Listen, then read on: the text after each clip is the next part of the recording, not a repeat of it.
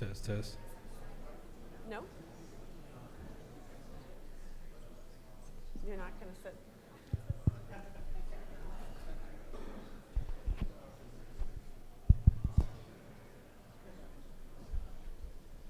Okay, everyone, we are about to get started here. Thank you so much for joining us bright and early on the first morning of RSA. So this panel is about investing in cyber, how to raise money for your cyber startup. So hopefully that is a topic of interest to you folks. I'm going to kick things off with some introductions of the panel. We're going to talk about a few things this morning. We're going to talk a little bit about different sources of funding for cybersecurity startups, a little bit about the macroeconomic environment and how that's affecting funding, and then lastly, we're going to talk about some real kind of tactical advice if you are a founder of a startup looking to raise money.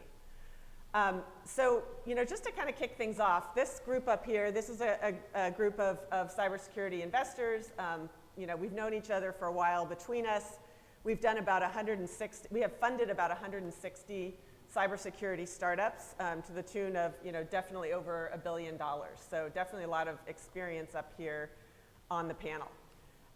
So before I get started, I'd like to know, if you could raise your hand if you, in fact, are a founder of a cybersecurity startup or thinking about founding a cybersecurity startup.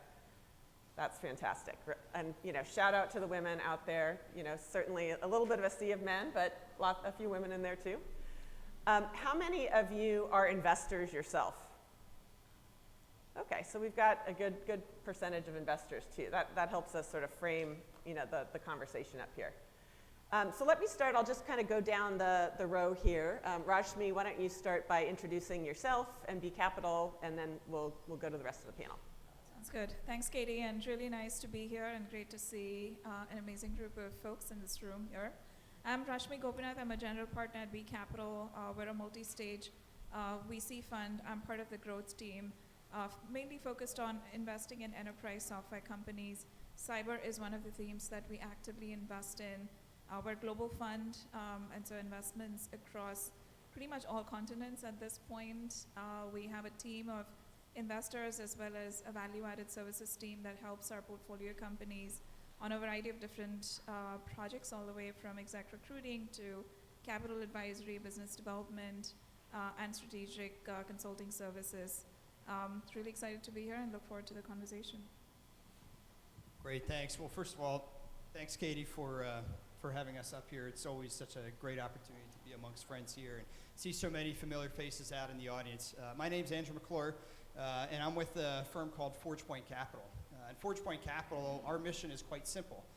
We back founders, entrepreneurs who are doing one thing and doing it well, and that's defending the digital world. So we are a cybersecurity focused venture firms. We had our genesis about 7 years ago, making us one of the first firms to take this specialist fund approach. And we can talk about what that means as far as the team that we have, the companies that we choose to invest in, but more importantly, how we choose to build value together. So today at ForgePoint, we manage over $1 billion. We have invested across more than 4 dozen cybersecurity companies across all the areas that you might expect and some that you might not expect, whether it's cloud, application, data, network, endpoint security, but also adjacent areas like fintechs, insurtechs, compliance, and anti-fraud as well. And so a big part of our investment philosophy is trying to do one thing. And if you look at the team, you can see this because it's built within our diverse DNA, where we're comprised of former founders, longtime investors, operators, technologists. My own background, I spent the early part of my career like a lot of security practitioners, and for those of you who were here in the last panel too, I was a military member, so came out of the U.S. intelligence community, military service, where I had really gotten a lot of early technology exposure.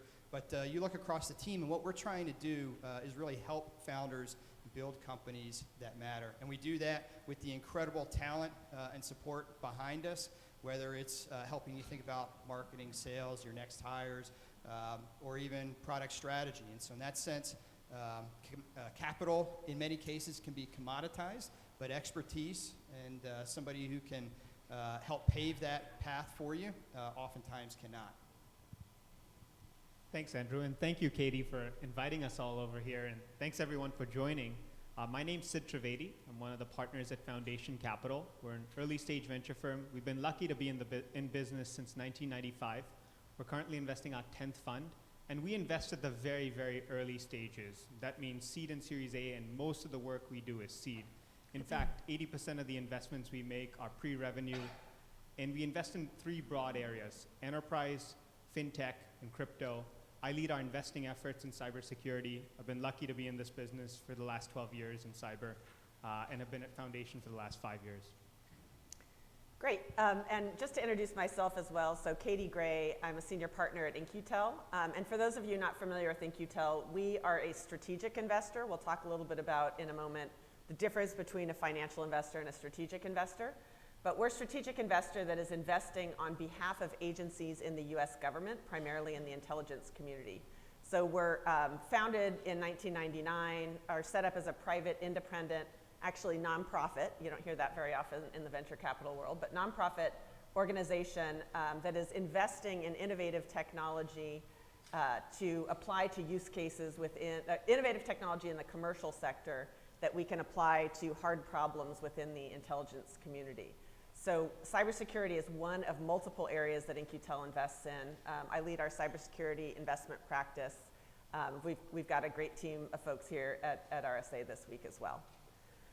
So in terms of cybersecurity companies getting funded, I want to kind of kick things off with talking about if you're a company, just forming, you're looking to get funded, or maybe, you've already raised your seed and you're looking to get a Series A.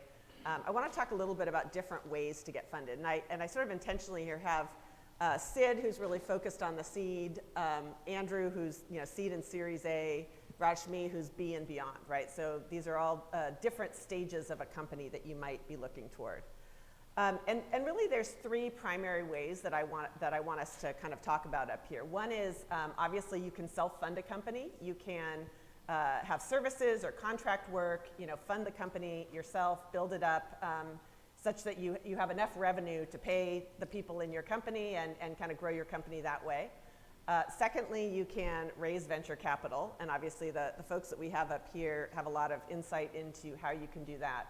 And the third way is to leverage government grants, loan programs, bank loans, and things like that. And so we'll get to that one.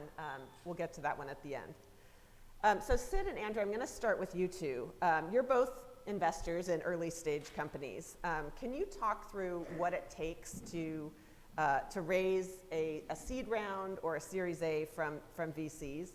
What do you consider to be some of the kind of the key characteristics of companies that should go out and raise venture capital versus some of these other funding mechanisms? Sure. So there's a few things, and the way I would describe it as investors, and I'll let the rest of the panel chime in here, but as investors we look at 4 big things.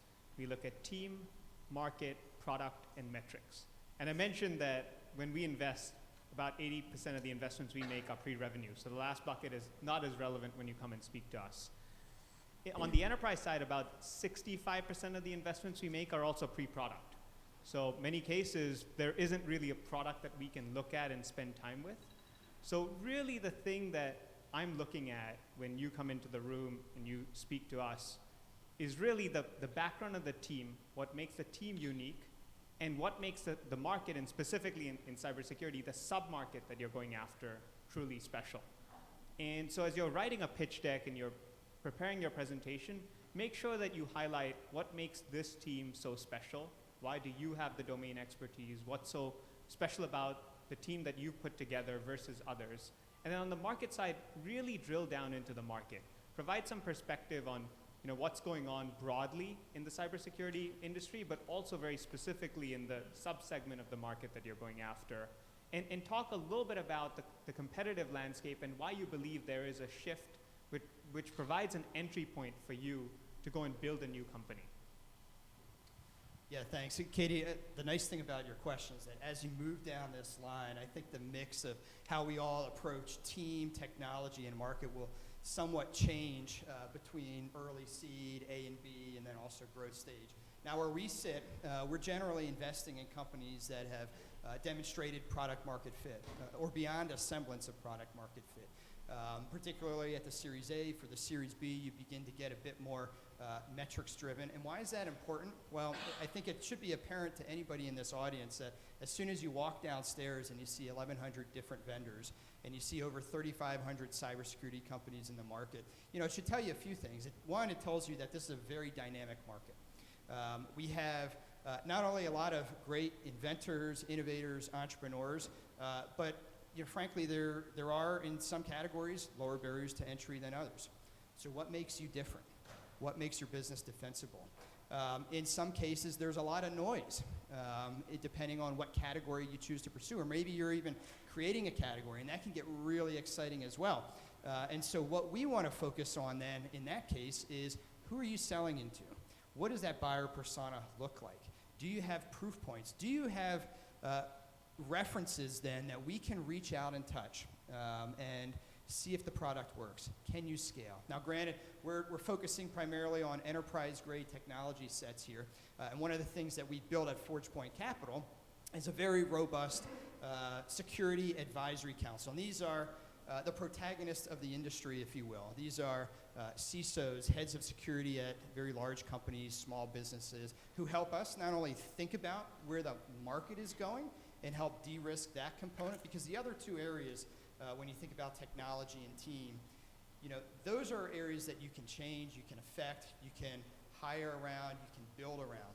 But market, and I think we'll talk a little bit about this as well, the market's getting a pretty significant vote in this environment, so we'll say a little bit more about that. But why does that matter? It's because as you're going from 5 to 10 to 50 to 100 employees, there's a very different mix of capabilities you need on the team, how you think about approaching your sales organization, when to hire not just your first rep, but your first product manager, and so on down the line. And so what we want to do is really focus on backing businesses that have a semblance of product market fit that we can help create or move to become category leaders in their respective fields. And Rashmi, you focus more on the growth stage, so Series B and beyond. A little bit, Sid and Andrew both touched on the importance of the market.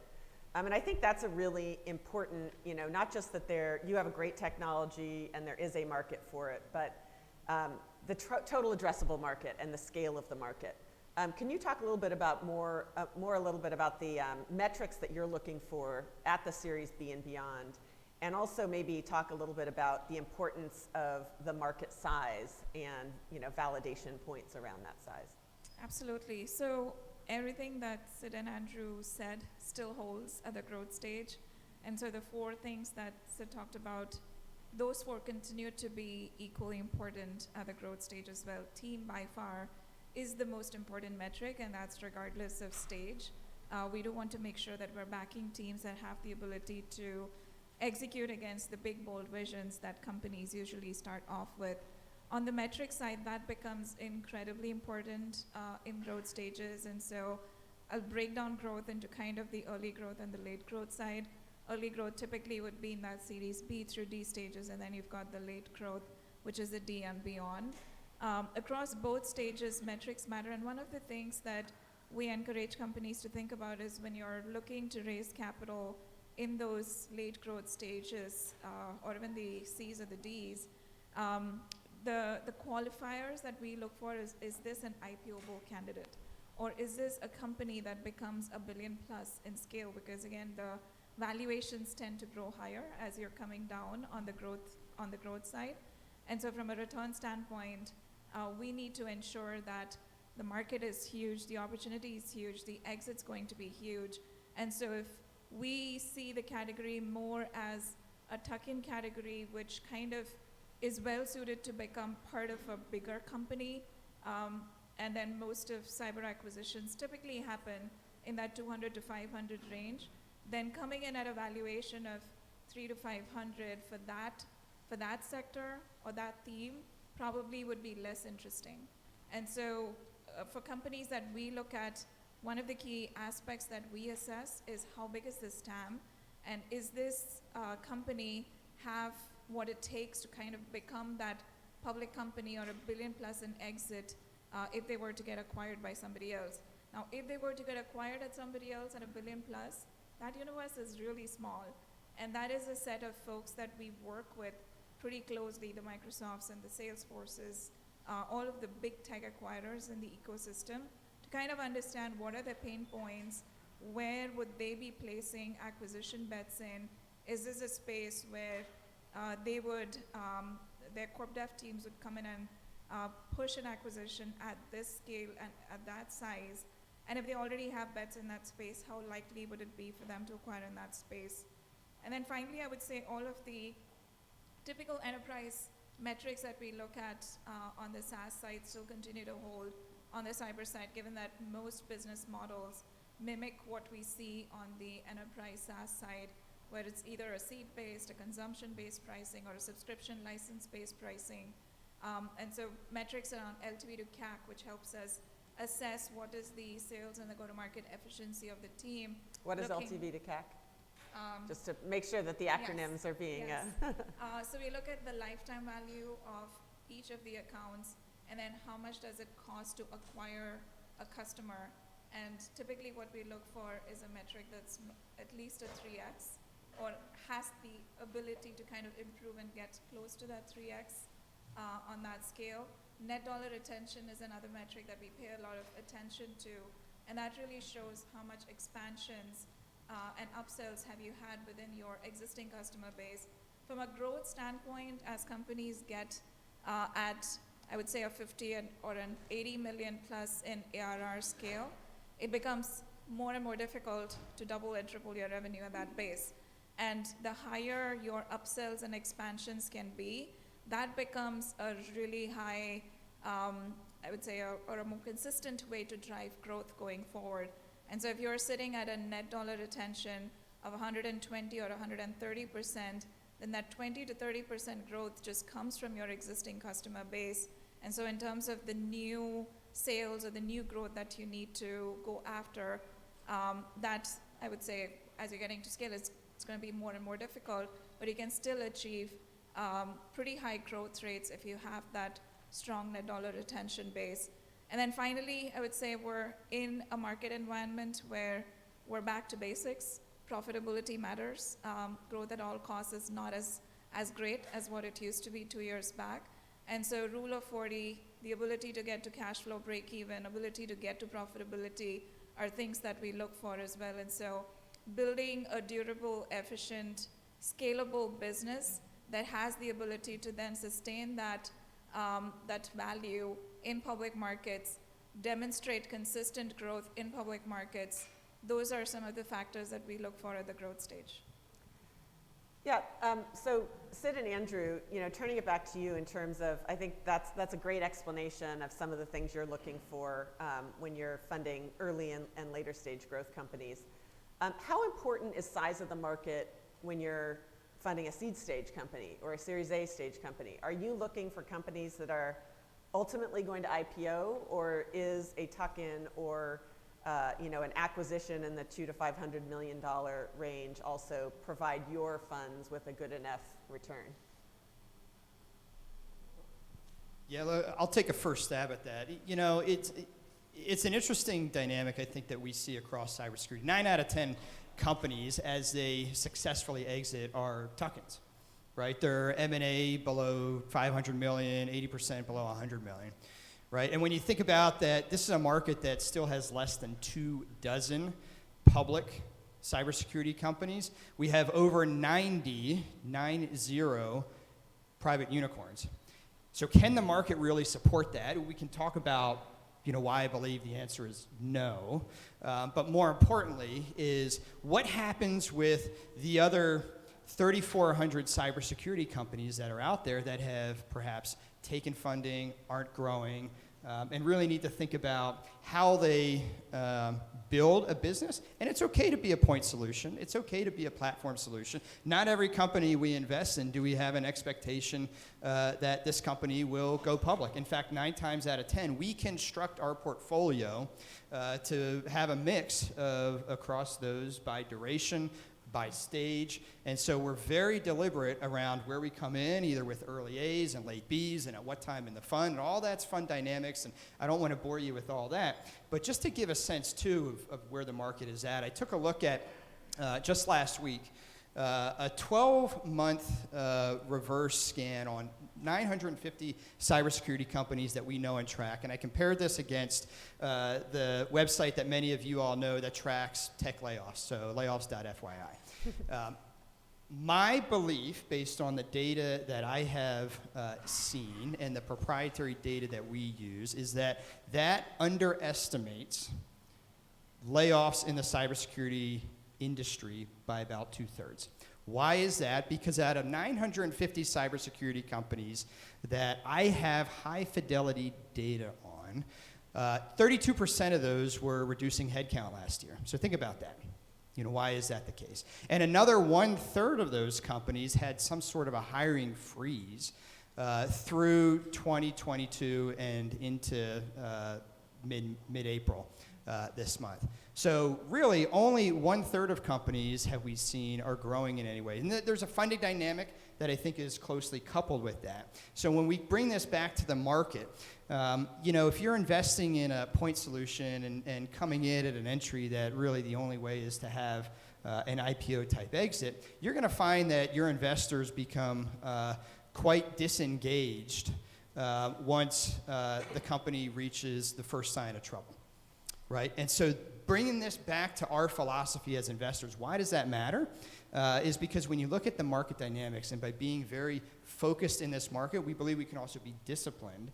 And so we throttled forward during the shutdown period in mid-2020, and there was this 4 to 6 month window where we saw a lot of investors sitting on the sideline. We're seeing that again. We're seeing that again for the last 12 months from about Q2 up until this year, and we're throttling forward again, investing out of our new fund, when a lot of late stage growth investors have really seen the market reverse and are pulling back. So there is a full 50% less capital deployed in the market in Q1 of this year than in Q1 of last year. So what does that mean? That means that capital is harder to come by. It means that the fundamentals of a business are much, much more important, all the core metrics that Rashmi had described. And it means that the dynamics that Sid had focused on, which is how important is the team and the market you're focusing on so that you can drive toward a successful outcome given the size and scale of your business. And I'll give you one example where we invested in a company, frankly, that we knew and we called as a point solution. They had a very specific capability that they developed in the runtime application security space. Great technologists, great teams. But if you ask Gartner anything about the market, they would have given you the 2-year rearview mirror look on this space, but they didn't even cover it. And why is that? Because they have to focus on big categories. And so for us, that's not a negative signal in due diligence. That's a positive signal because here you had a category creating business that turned out to be a 600% plus IRR investment for us. And so there are ways to really focus on these core technologies and core businesses. And then why are there outcomes like that? It's because companies, large strategics, who are the ultimate acquirers here in many cases, realize that they can plug in that solution into their entire sales force and sell that across a global network. And instead of paying 10 or 15 times revenue, they pay 1 or 2 times forward revenue because of the synergies that they can realize across their entire business. And that's why you continue to see that segment of the market so prolific and so active. All right, Andrew's answered a bunch of my questions there in that one talk there. But anyway, so did you have more to add to that? Let me just add one more thing to Andrew's points. I think Andrew mentioned kind of the view of a specialist investor. In the case of ForgePoint, what they invest in is cyber. That is their core focus. For Foundation, as I mentioned, we do a whole bunch of different things. So when I sit down with my partners, the big decision that I need to make is this going to be a category-defining company, period? And if that cybersecurity company is not, in my opinion, going to be a category-defining company, then I'd much rather have that capital go to an amazing fintech company or an amazing crypto company or an amazing generative AI company, because that's the craze these days. But to just further highlight and give some perspective on when we say big markets, what does that mean, right? Typically, to be able to go public in the cybersecurity market today, and Andrew mentioned there's about less than 2 dozen public cybersecurity companies, you have to get to about 300 million of revenue. That's where you got to be. And you have to be growing over 50% right now in this market. So our assumption has to be that at 300 million of revenue, you probably have about 10% of the market. So that's $3 billion. You have to assume that the market is a $3 billion market at the get-go.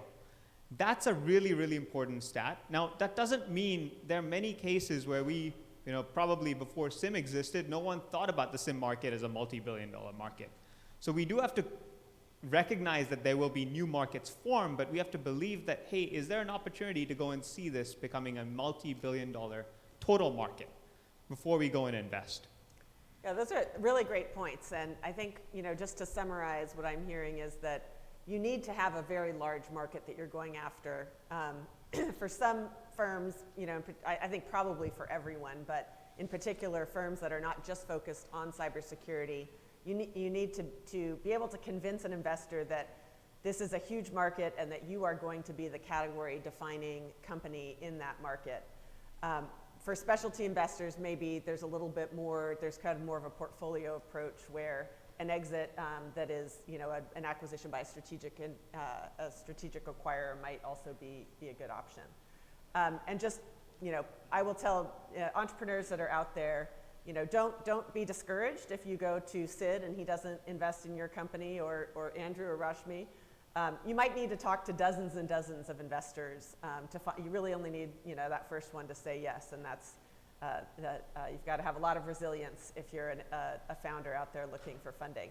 I want to talk a little bit about a couple of other ways. So obviously, venture capital is one way to fund your company. There are examples of companies that have not raised venture capital funding and are still, very highly successful companies.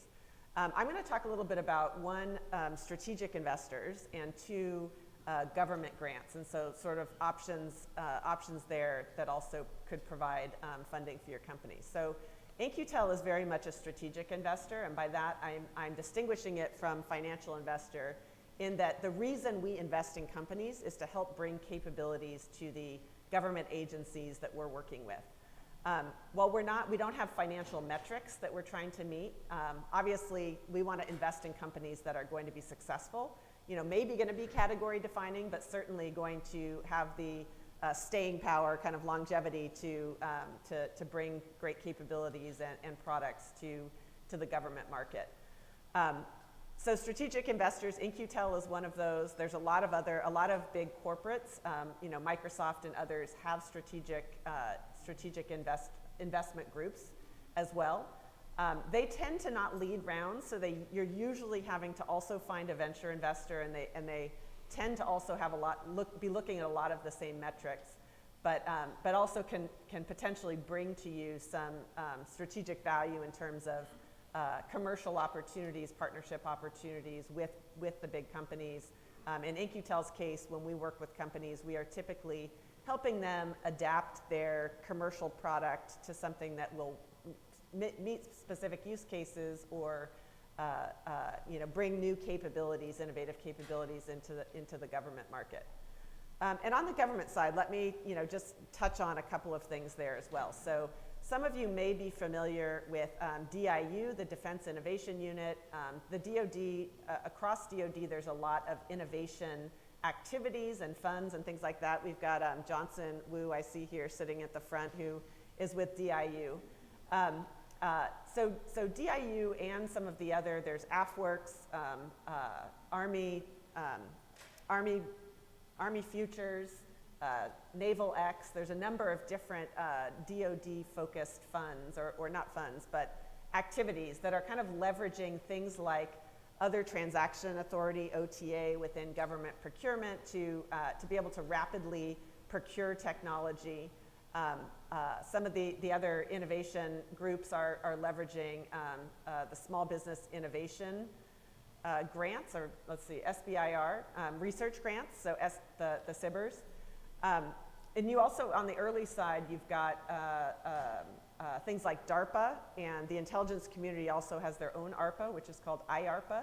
But all of those activities tend to be focused on specific types of technologies that are in demand, and sort of like on the DARPA side of things are sort of a research, kind of future looking. On the DIU and the various services innovation groups, they're really looking for things that are in the market right now that they can kind of rapidly procure and bring to bear within those organizations. Does anyone here have an example? So one of the things we haven't really touched on is, when is it appropriate, or does it make more sense for a company not to raise money from venture capital? I think, if you can think of the inverse, maybe, in some ways of the things that we've talked about here, which is, you're going after maybe a more niche market.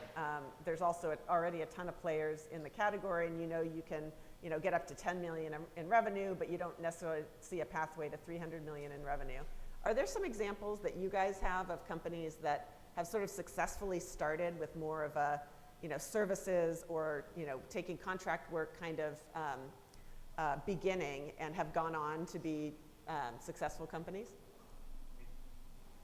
I think that the two that I'll just mention, one, Thinks Canary, Haroon Mir is here today, and I think he's speaking later today or tomorrow, and they're also a sponsor. And certainly in the early days, the concept of having just a simple canary just felt very small, and Haroon was building the company out of South Africa, and I think it was a realization that going after cybersecurity investors would be particularly difficult to do.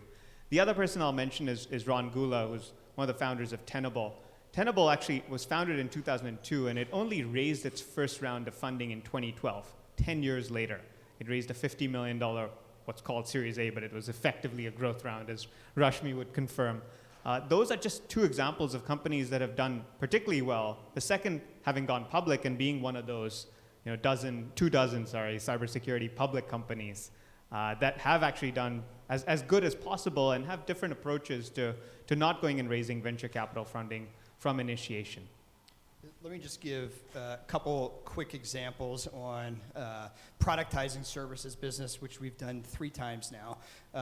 The first was a service or offensive testing company that was really one of the largest standalone pen testing companies in the market. Pure consulting services, business like that really would not focus on taking venture dollars. Now what we realized was that there was an opportunity to then productize a lot of that, and that's when really it made a lot of sense to build this business, first create a tech-enabled platform, and then ultimately a product. So that's one example. And then another one, where we invested in a female founder who had started a VAR services business, and for a decade had been focused on building this business, and then ultimately wanted to build a product out of that. And so we've done that again. And then another company out of Oregon, very similar story, focused on services, and then we come in, funded the Series A in each one of those 3 examples to really productize that. And that's very hard to do, and it's why when you focus on like late stage, a lot of the sponsors you'll see a category of sponsors that will do tech-enabled services business. It's a very healthy market. You see that less so in venture because venture is usually funding, say, product-oriented business. And it's a muscle memory that we've been trying to really exercise quite lately. Do you have anything to add on that, Rashmi? I mean, at the growth stage, once they come to us, typically for funding, they've raised funding from the earlier stages. I would say it's more rare for us to see a company that has never raised funding before. We do sometimes approach companies that have built a profitable model by never having raised capital before, but again, the likelihood of them now wanting to take venture funding is low, just given that they've figured out a model on how to build a scalable business without investing. Great. So I think I'm going to put the market dynamics to the side for a moment, because I think what I'd like to do is focus a little bit on sort of like, brass tacks. How do you actually go about, okay, you've got this great idea, you've got a team, you've got some industry knowledge, product knowledge. How do you actually go about approaching investors, raising money? And maybe as part of that, we can talk also, you can touch on 2022 versus 2023, right? To Andrew's point, there has been a 50% reduction in the funding that has gone into cybersecurity startups. For those of you who were at the previous session, there was some conversation around, are we still investing? Have we shifted? Are we investing kind of earlier stage and later stage? And sort of, if you're at the Series B or C, people are not giving that as much attention. But maybe I will start with you, Sid. Can you talk about how, what advice would you give a founder who wanted to talk to you, for example, about a startup that they were developing? What's a good way to get connected to you? What's worked, not worked in the past? Do you have to have already had a successful startup and an exit, or maybe talk a little bit about how you would go about interacting with founders right now? It's a great question and very important. Firstly, let's start with what you shouldn't do. Don't send a generic email to 500 of us. I mean, Andrew, Rashmi, Katie, and I will all have seen those kind of group emails where we're all included, and it just says, hello, investor, I am building blah, blah, blah. It's a 2-page long email, and it's not helpful. We're going to delete it immediately. That's one thing you should not do.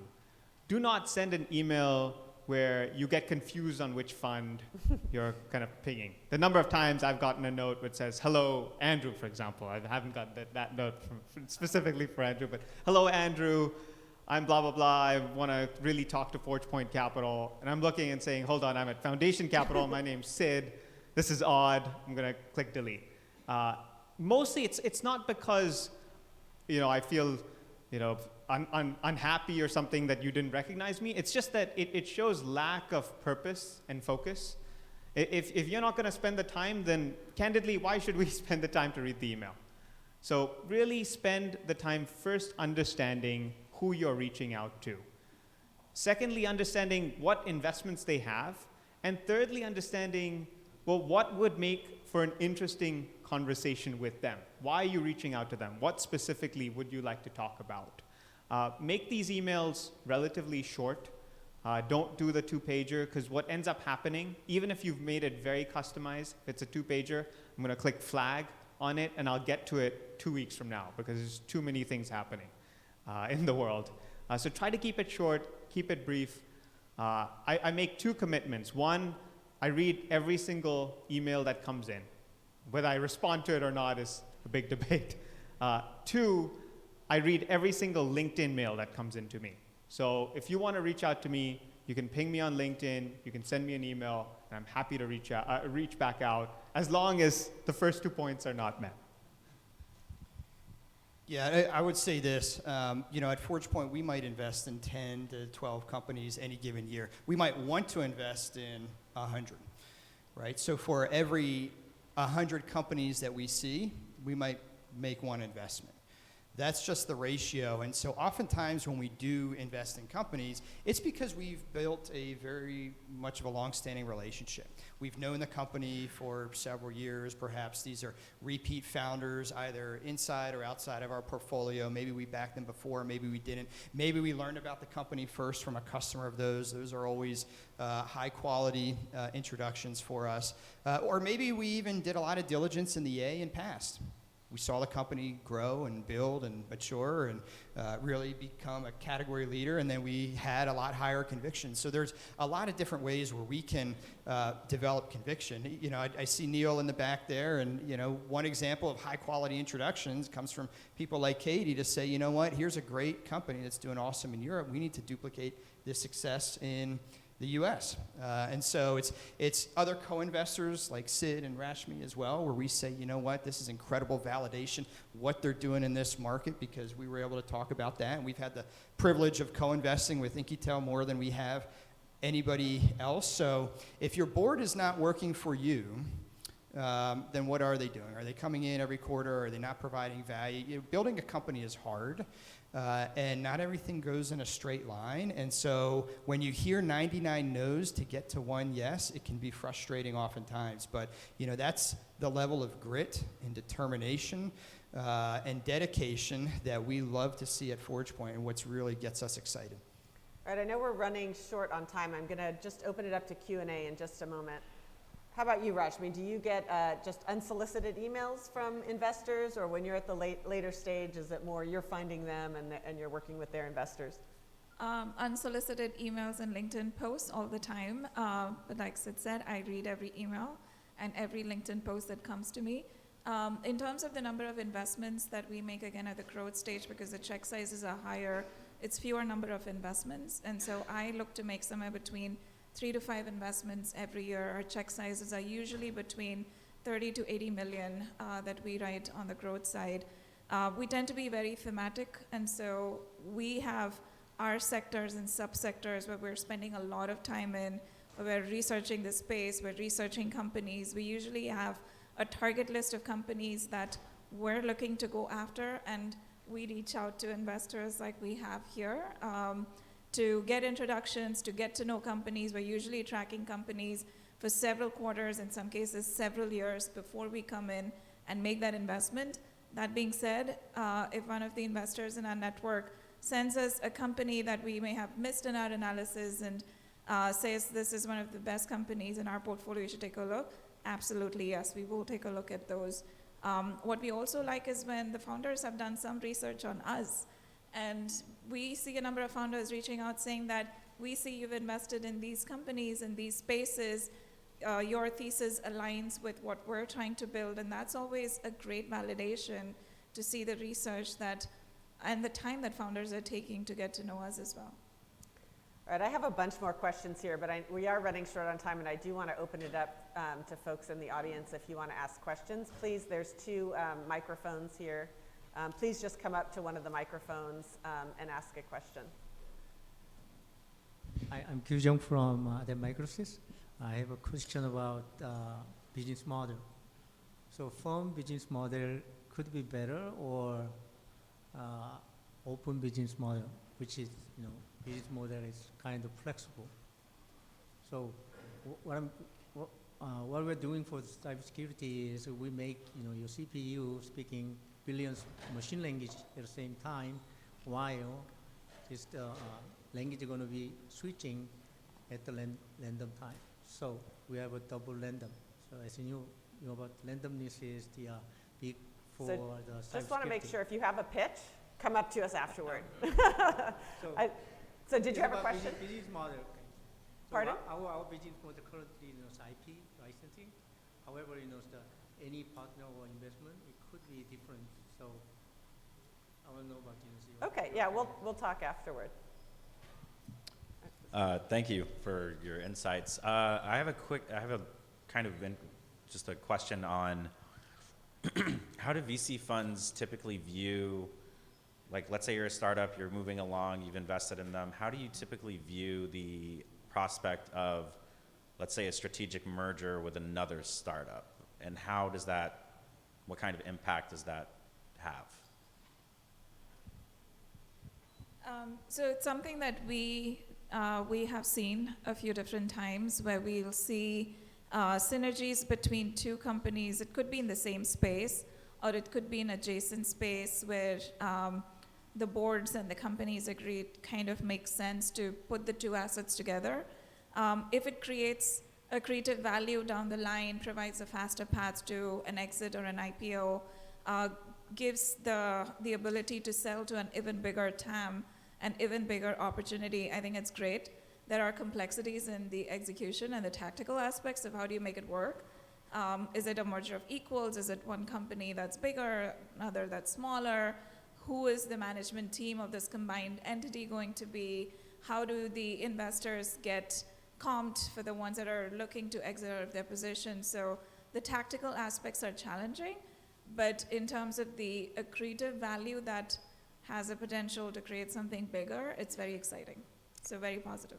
And probably at the earlier stage, if you're talking about, super early stage, there's probably a lot less complexity to it. It's really just about, the cap tables and making sure that your investors are happy and that, you're not together a valuation that sort of, is outside the range of what an investor would be willing to support.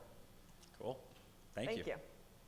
Hey, I wanted to ask about how do founders choose between like strategic versus financial investors, and like even between financial investors like venture capitalists, like what the founder should look when they want to like choose one. Right? Like I understand like in today's market it's like different game, it's want money, but like for longer term relationships, because as you said, like we need to build big businesses. One maybe from Katie. When do you choose strategic versus financials? Like, are there type of companies where strategic works best, or like, does financial works always best? And like, between financials, like, are there companies which you should say, like, hey, you should work with me versus this, and like, Yeah, how do VCs differentiate? Basically? that's a great question. I think in part it's sort of like how do you diligence the investor? They're going to do their diligence on you. Quickly, I would say. For In-Q-Tel specifically, and maybe this applies to other strategic investors, we don't always have to have that promise of an IPO at the end. So if you have a technology, in our case, that you think is really relevant and bringing sort of a breakthrough innovation to the commercial sector that you think also has government applicability, it's great to approach us. Does anyone else have another comment on sort of the, how to choose your financial investor as well? Maybe just adding on the strategic one. So prior to B Capital, I was at Microsoft Ventures and Intel Capital before that. The key question really is, what is the joint synergy between you and the corporate that you're trying to work with? So in Microsoft's case, many of the founders that we invested in saw a path to a joint partnership with Microsoft on Azure or some other business. Same with Intel. It was some synergy with a product line within Intel, and that always works great. On the financial side, I would say there's a whole variety of things that you would look for. If you're looking for someone that has a very specific experience in a specific domain, like Forgepoint and cyber, and there's AI-specific funds, then you would look for, funds with that experience. There may be partners that have experience in a certain domain who you really want on your board for the value that they can bring to you. Or it could be that there are other of your peers that are funded by this fund that you've heard great feedback on. There is definitely a lot of matchmaking that happens in this process. Do we have time for one more question? No, we don't. Okay, I'm so sorry. We've got a successful founder here, though, who many of you could probably go talk to get good tips. We are at the end of this session. I want to thank everyone for coming out. We're happy to stick around, I think, for a few minutes if folks have additional questions that they want to ask. But thanks for coming, and have a great RSA.